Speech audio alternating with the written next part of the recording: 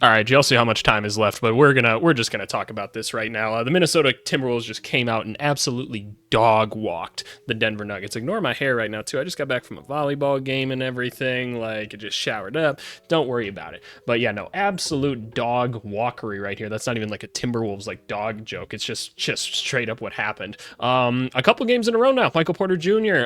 Hasn't quite shown up, and like we want to give part of that credit to like Jaden McDaniels, who's playing really good defense out there, taking away a lot of those swing passes. It's not like Michael Porter Jr. can create for himself, so that's a bit on the team to try to get him like some good looks and everything. Coach is gonna have to take a look at that because he hasn't gotten like the most open looks in the world, but could be better. They did a lot better job of making sure Aaron Gordon didn't just get right underneath the hoop. That's for sure. They finally kind of dropped over some of the help side guys. That was big time. Jokic tried to do Jokic things tonight, just didn't quite have it. Like, I'm not going to say any good things about Denver in this game. There's 63 points on the board with 7 minutes left in the game. It wasn't very good.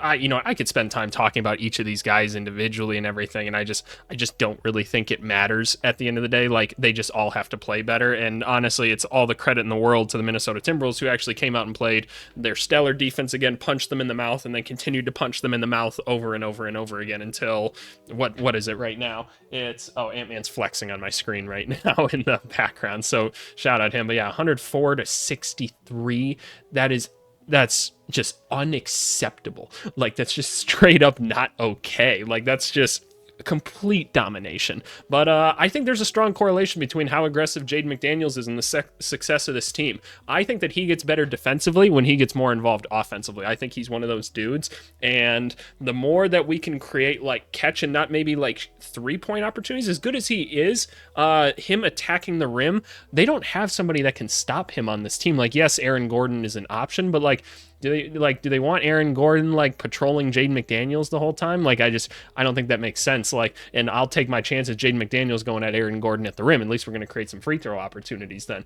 Karl Anthony Towns and who else was I going to say? Naz Reid didn't have quite great like shooting nights all said and done, and they still did this is kind of crazy to me. At least Naz Reid got a few more minutes this time. I'd still like to see a little bit more out of him. You just didn't need to see it, but they got him in the game a little bit earlier, which is nice. I really appreciated Gobert stepping it up defensively and everything as the defensive player of the year. We just had to see more out of him because I'm not gonna lie, like, we're starting to think like maybe he's not a great on-ball defender, and that's probably because he's not the most coordinated, but he's a good help defender because he's smart, and that's kind of where his defense lies. And don't get me wrong, that's incredibly impactful, and he's incredibly impactful in how he does it. But like, man, like Jokic has taken him to school a couple times in this series. But shout out Mike Conley, bringing stability, and man, Anthony Edwards is just that dude, man. He's just a dog. I remember a couple years ago, I was talking about Anthony Edwards when he first got in the league, and I was like, if you just take this dude right here and you just put some dogs around him, good things are going to happen. And that is exactly what's happening.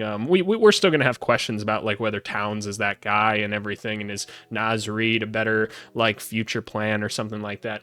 I don't know, but they're building something here in Minnesota, like, and they've got the potential to beat anybody. They just do. Like, when you can play defense like they can, you've got the potential to hurt everybody. Nuggets, no bench at all showed up again tonight, and that's a problem that they faced earlier on in the series. So we're gonna have to see where that goes. But otherwise, Minnesota, man, you guys live to see another day.